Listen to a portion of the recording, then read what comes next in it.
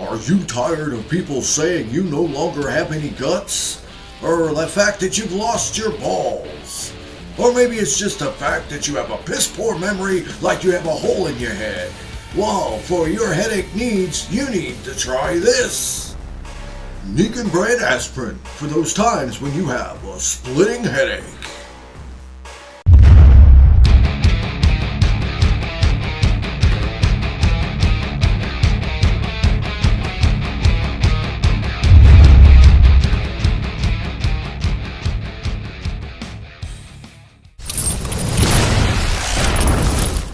Hello everybody, this is Nate, aka Devil Dog, and I'm back with a new game review. This time I'm reviewing the just-released Sniper Elite 4. It was developed by Rebellion Entertainment and published by Sold Out. At first I thought maybe the game sold out, but no, that's actually the name of the publisher that they got. They strayed away from the old publisher that they had this time. It was released on the platforms of Microsoft Windows, the PlayStation 4, and the Xbox One on February 14th of 2017. It is a third-person tactical stealth shooter game. The main story takes place in Italy around 1943 after the events of Sniper 3's game ended, where you play as the same guy, Carl Fairburn, I think that's his name, and he's tasked to assist the Italian resistance force to fight against the Nazis. That's really about the way the main story is. So if you're looking for like a award-winning story, you're not going to find it in this game, but you know, it sets it up nicely to where, you know, as the story progresses, it's still entertaining and still fun to play. Now, all around it has improvements from the bottom all the way back to the top. The AI of the enemies has greatly improved. I've still had some instances where they can still be stupid and get caught on corners and walls and stuff, but for the most part they're a lot more intelligent than the last time. I mean, this time if you kill them, they look around a lot sooner. They're a lot smarter to know where to go to actually find you and also look for the dead body. And once again, the part wherever you fire, it will actually trigger them knowing where you're at to where they will actually come to try to find you there. So you know, like all in all, you know, it can be a little bit more complicated this time, and for the most part you can still end up spending like 20 minutes trying to sneak around and snipe and then fuck up one time and then have to go balls to the wall to shoot, to run, to hide, to get away from them.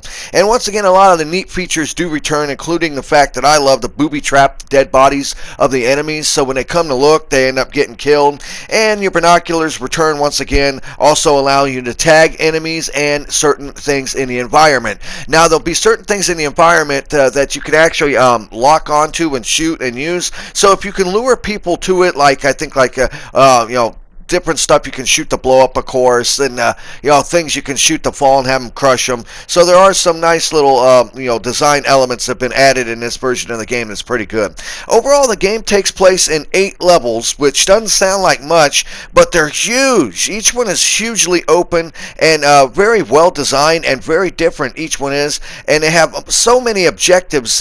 Just the fact of going around and killing Nazis actually doesn't get old because you know, you have so many different objectives. There's collectibles, there's feats, stuff you can blow up and do, and you know, on your map you can pull up your map and actually look and see, and it'll show you vaguely on the map what actually you can do. So, and another neat feature too is since there's officers throughout the game levels, if you actually kill the officers first, it'll lower the amount of enemies in that area, so you can pretty much clear out the area rather easily if you can take out the officers, the main guys, first. By doing that, it makes it a hell of a lot easier. If you wait and save them for last, then it's a real bitch because you have a lot more enemies. And now, overall length of the game is fairly adequately long at around 20 hours or so. It can take you a little longer or a little less depending on your play style, but all in all, since the overall size of the levels are rather large, it actually you know, makes it to where it lasts a pretty damn good amount of time.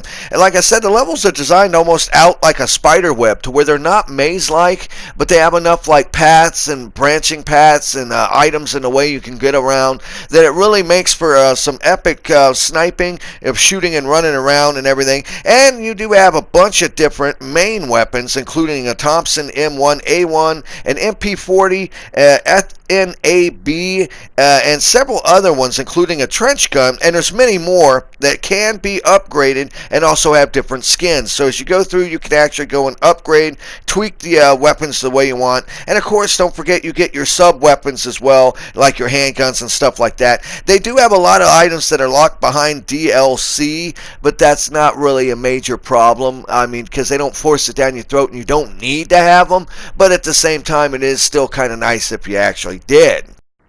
And of course, the biggest draw to the Sniper Elite franchise is, of course, the Bullet Vision mode, which does make a triumphant return once again. You can go into the options menu and turn it to where you can have it happen more often or less. So you can turn it off if you want, but I actually never got bored with it because there's enough variance and nuance to it that just about every time you use it in one way or another, it's actually very funny and very entertaining to watch. Pretty much blow like arms off, legs breaking, the skull shattering, eyeballs bursting.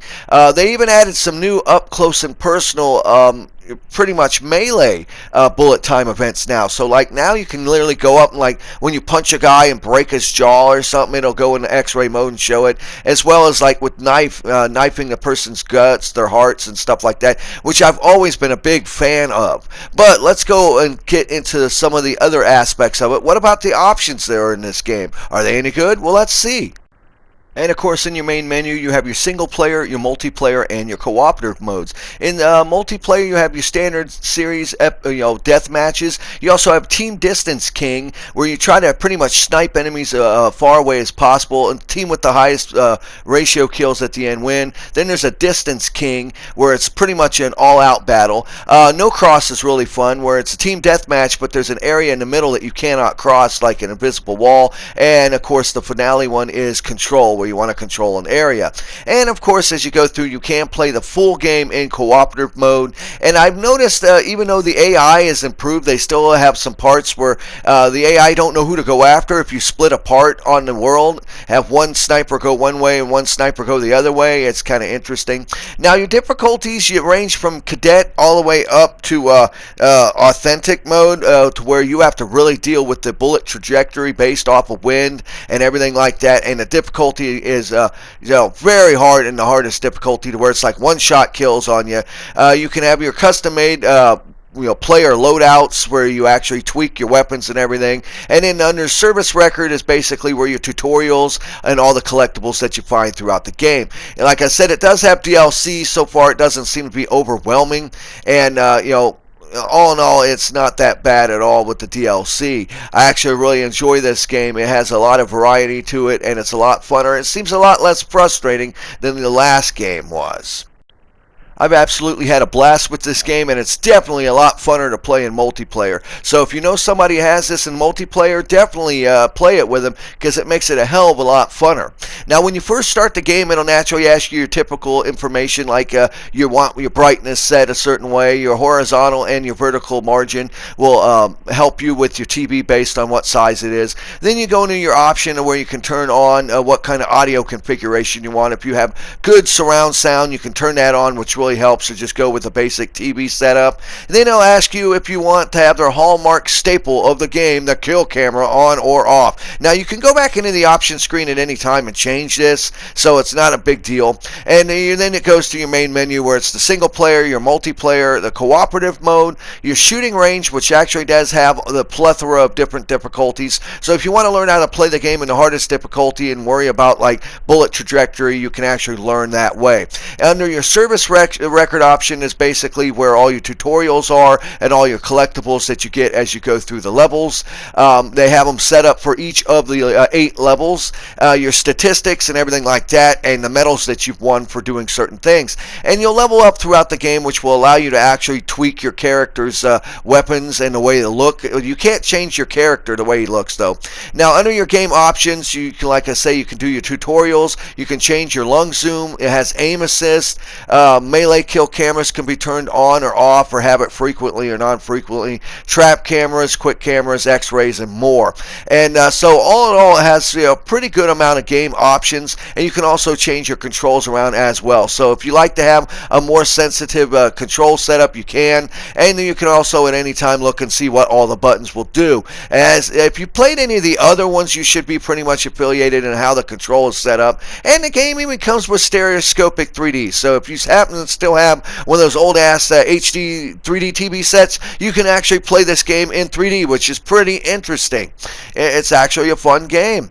So this is my review of Sniper Elite 4. This was Nate, aka Devil Dog, saying, I hope you have fun with it. Have fun, play hard, and remember, people, the devil is in the details. Peace out.